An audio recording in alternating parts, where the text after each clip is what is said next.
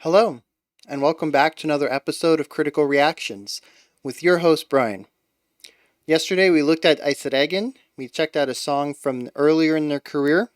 We're going to be looking at a newer song from theirs today called Leblos. We're going to do a little bit of analysis on the song itself, and then also do a bit of comparing and contrasting where they've been and maybe how they've evolved their sound or compositional style over the years. So, let's get into this one. All right, let's go.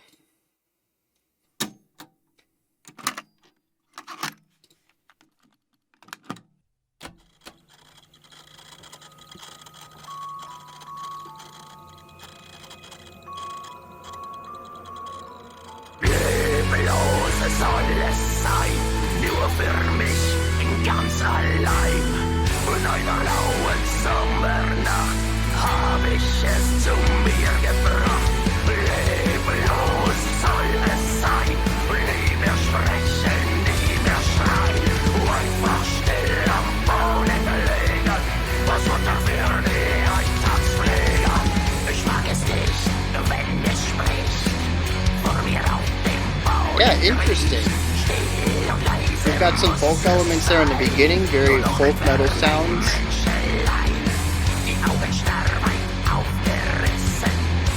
Zum Teil abgebissen. So mag ich es, so soll es sein. So ist ein Körper für mich rein. So mag ich es, so soll es sein. So ist ein Körper für mich rein.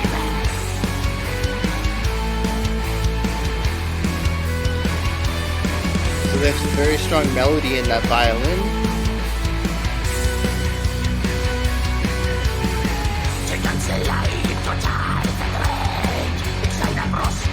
It's interesting how sparse this sounds because of the lack of strong melody. The vocals are heavily percussive, and the guitars that are leading musically are really only laying down the chordal work. But this part feels very full because we actually have a melody going above everything else.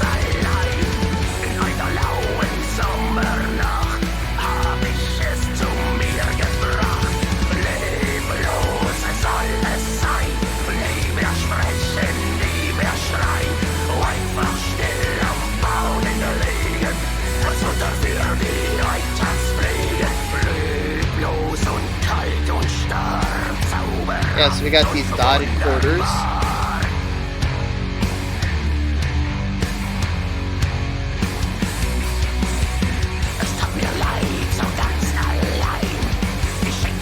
It's the first time that we actually have a part of the song that doesn't feel like it's just hammering down the 4/4.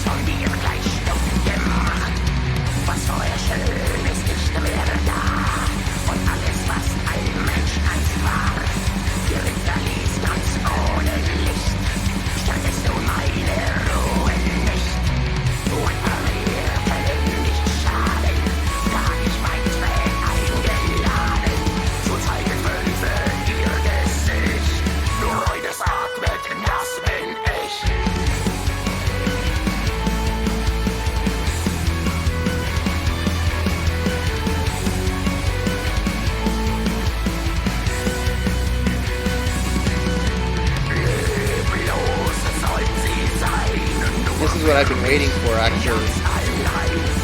Is this sort of black metal sound to come back. It's really been absent.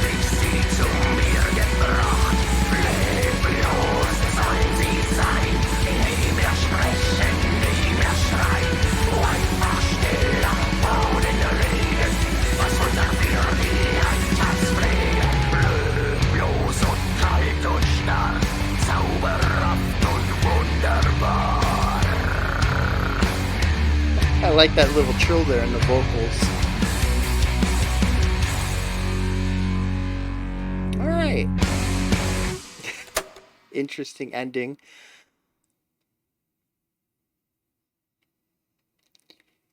Alright, so in a lot of ways very similar to what we heard yesterday, but also softening up the edges, definitely. Taking a lot of the harsh elements that we heard in yesterday's track and just sanding down the roughness. So let's look at the song itself before we dive into a little bit of comparative look at how they've evolved. The song, it's, I don't want to say formulaic, but it's very traditional. The song structure is very standard as far as modern day writing. We have a verse chorus idea going on. We have this little folky element where we have the acoustic instruments alongside electric instruments, more metal sounding tones and timbres being played up against what sounds to be just a violin. We have a very harsh vocal style, and the drumming is kind of all over the place. There's some black metal inspired stuff there at the end, but there's also some very punky kind of ideas going on in the middle, sort of stuff that reminds me of something that Dropkick Murphys would play.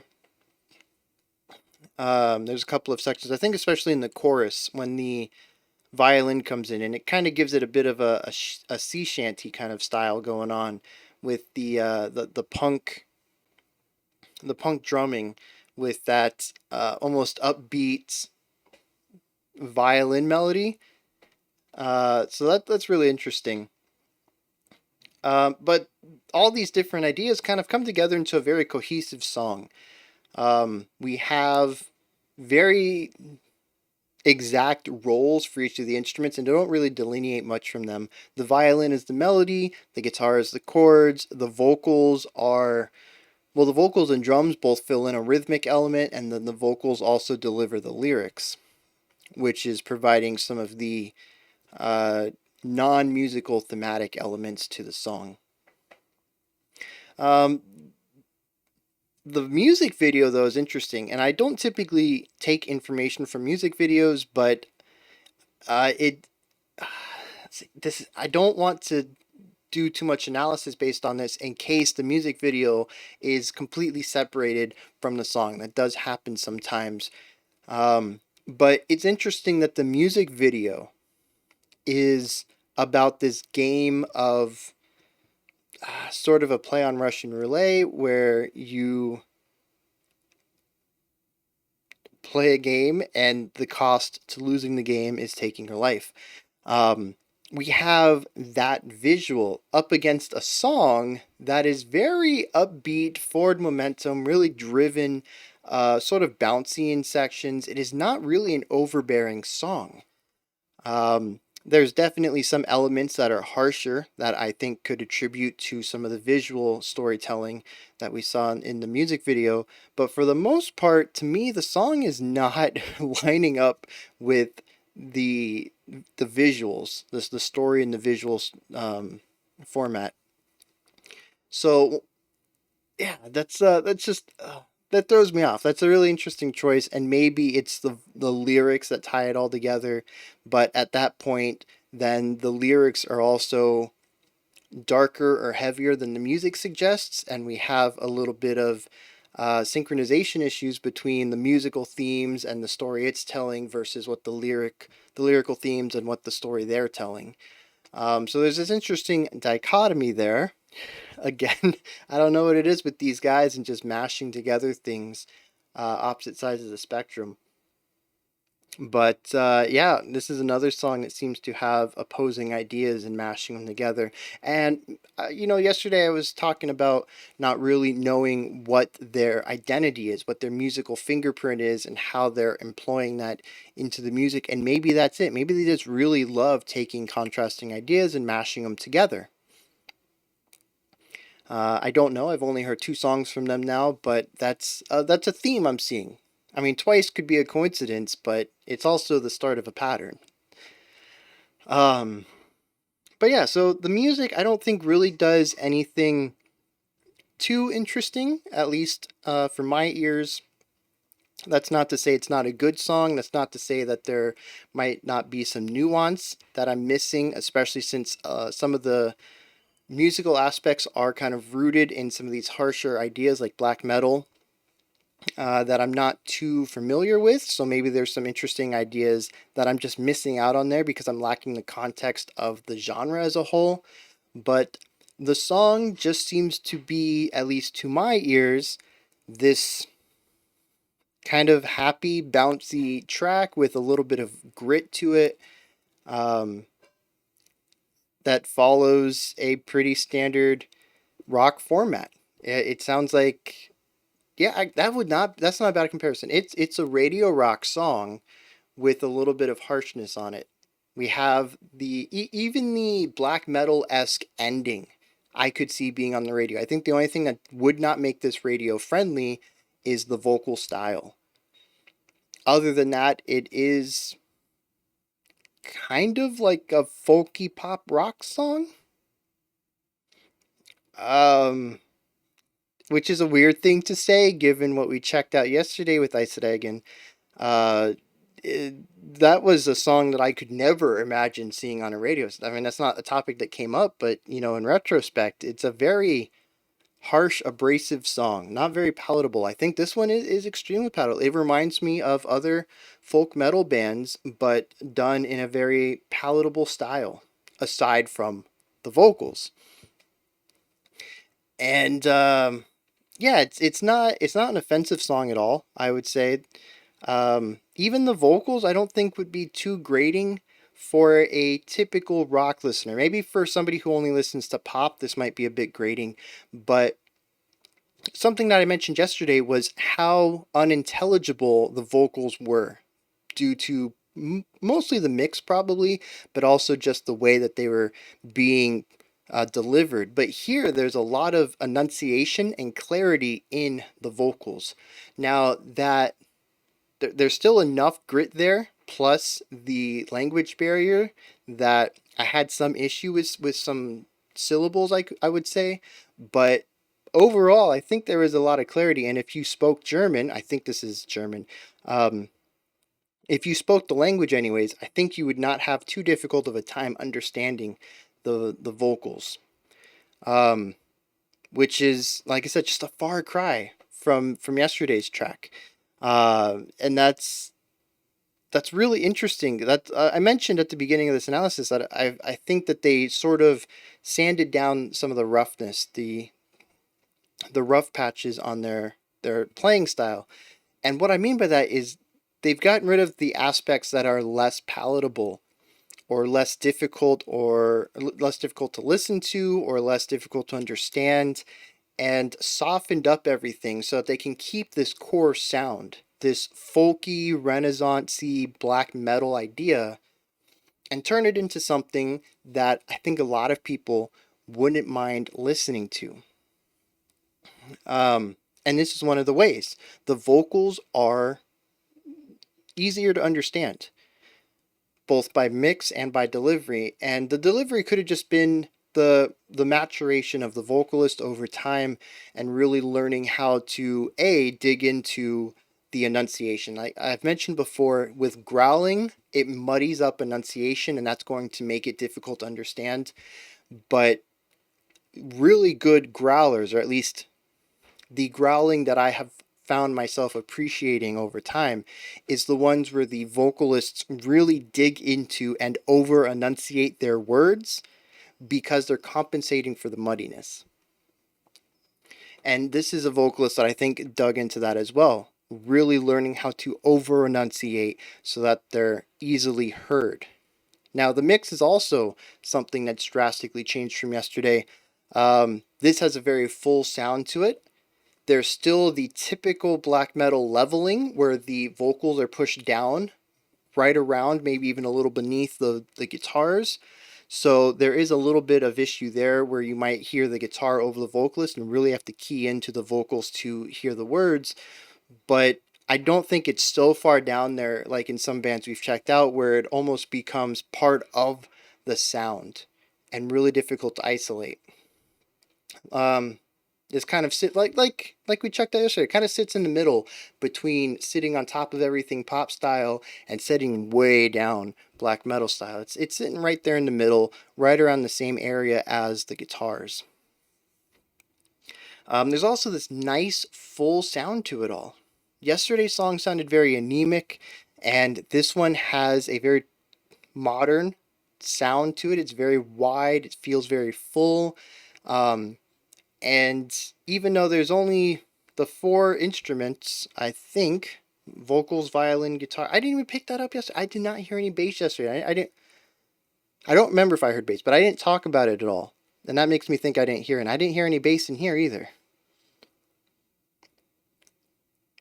I mean, it's very plausible with this style of music that the bass is playing the same thing the guitar is, but maybe sticking on a root note, which kind of hides them a little bit. They're not doing anything unique, and the mix can definitely hide them, even more so than just playing something extremely similar to another very similarly timbred instrument. I mean, they're both guitars and bass are both stringed instruments. The finger plucking or finger picking gives it a slightly softer edge rather than the sharpness, the hardness of using a pick, but it's still a vibrating string at the end of the day. And there's going to be some minor differences in timbre. I don't think in a clear mix you're ever going to get the two confused unless there's some modulation on them. But when they're playing the same thing, it's very easy for them to sort of meld into a single sound. And since the guitar is going to be higher up, that's going to be what ears typically pick up on. And it's going to mask the bass, even though they might not be there. They might still be present. They're just not going to be as perceptible. And that could very well be what's happening here in yesterday with this band, is that the bass is just sort of hiding within the guitar.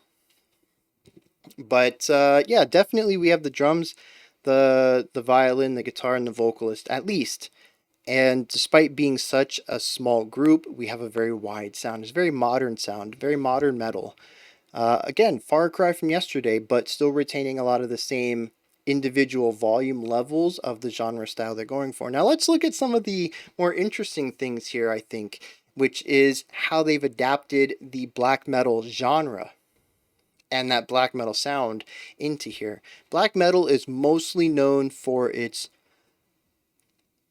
overbearing weight and constant assault of attacks, usually with tremolo picking and very fast drumming, just basically creating a lot of short notes in a small amount of time, so you get that constant first attack, da da da da da da da da da da da da, rather than da. You're still getting that sustained note, but it's being chopped up, right? And the same thing goes for snares or bass kicks. Instead of just getting the one, you're getting a ton of them. And it creates this very sharp aggressiveness to their music. And we heard a lot of that yesterday. Now, we did hear some faster drumming here in the end. And I mentioned that was sort of their black metal roots kind of coming back and shining through a little bit. But the guitars really didn't dig into that tremolo picking too much. They didn't really hold out notes too often, but it really was more of a more legato feel, holding out notes and sort of going with a softer overall tone and atmosphere rather than the aggression from yesterday. So I would say the drumming is the only thing that's really still black metal, and the vocals, of course, they still have that really harsh, gritty, growling kind of harsh vocal, but the guitar, which I think is sort of that driving point. You can have fast drums and not make black metal, but if you're going to do that really harsh tremolo picking and stay on one note repeatedly, there's really only two genres that are going to be that. And from my limited experience anyways, we got post metal and black metal. Those are the two genres that I've heard that really dig into that style. So without the guitars doing it, we have this sort of shadow of black metal, which is an interesting way to put it, because there's I can see where this song has evolved from yesterday's track. And I can still see a lot of the shadow of yesterday's track being cast on this song. And some of the DNA from back then still showing up in their writing style here. But it's also I called this folky pop rock with an edge. That is, it's not the exact opposite from black metal, but I mean, it's pretty far, right? So yeah, this is interesting because they have made what I would say would be a palatable black metal. I don't think, like I mentioned, I don't think that this is something that's too difficult to listen to for many rock listeners, maybe even some metal listeners. The real big hurdle is going to be the vocals. And like I said, they're clear. There's a lot of bands that have harsher vocals that still show up on radios. Slipknot is a big one. Corey Taylor has this gritty, harsh growl, but it's very clear. And I think that a lot of people still gravitate to Slipknot, even though they are some harsher, more aggressive music. So I think that this vocal style is not something that too many rock people would have an issue listening to. And it could be, as I've mentioned many times before, a nice gateway into some black metal music because of how much of black metal's DNA is here, just a little softer.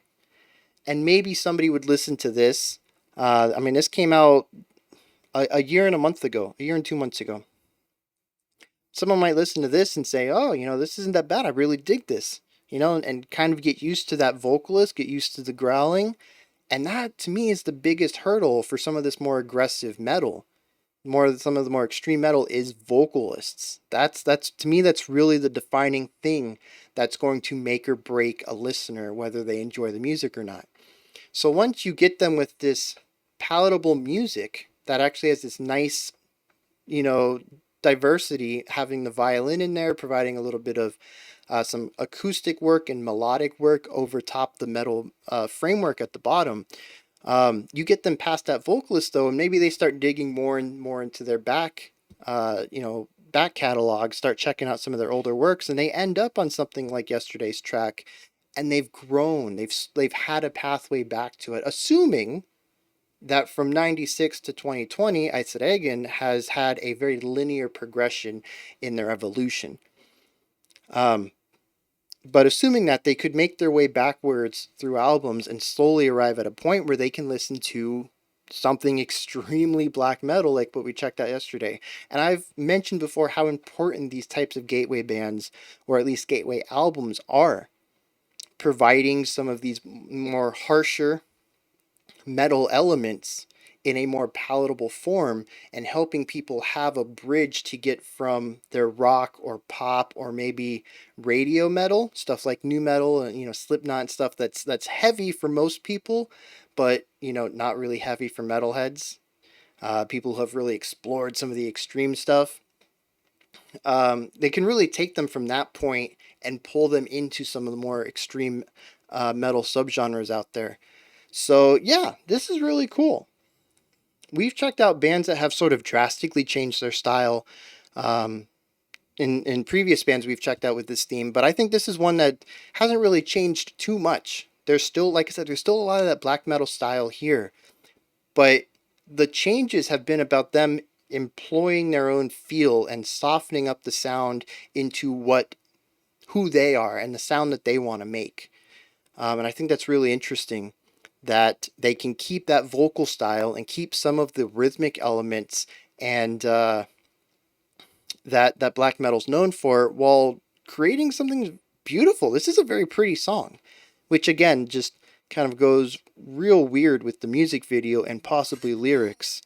But I guess that's where you guys come in though. Hit me up in the comments. Let me know if you have a translation for these lyrics, if they go along with the music video, or if the music video is completely divorced from the song itself. And yeah, if they're just, if they really are talking about such a dark subject in such a brighter, happier, boppier kind of musical feeling, atmosphere. If so, once again, I'd say that there's some strong dichotomy in their composition, something that I mentioned a lot in yesterday's track. All right, when you're done commenting on anything like that, also, let me know if you enjoyed this or not. Maybe it bounced off of you. Maybe it was too soft. Maybe it actually is a perfect gateway that would help you get into some of their heavier stuff. Let me know those kind of comments. Above the comments section, there's a description box with a link in there for Linktree, which is a really nice website that compiles everything Critical Reactions related. We got Discord, we got special selections, we got Twitter, we got Patreon. All of it is in there in a nice, pretty menu. You don't have to worry about all these, muddy URL links in a description box. It's a nice, pretty menu for you to click on with icons and boxes. Yeah, head in there and find out anything adjacent to the channel you'd like to join or be a part of. Above the description box, like, subscribe, and ring the bell. All three things help out the channel immensely. I'll be back tomorrow at 5 p.m. Eastern Standard Time at 9 p.m. UTC. We're going to check out the last band for this week's theme of old versus new. We're going to look at their old track tomorrow, and on Friday, we're going to check out a newer track from them. Until next time, remember to be critical but not cynical of the music you listen to, and have a fantastic morning, afternoon, or evening whenever you choose to watch my videos.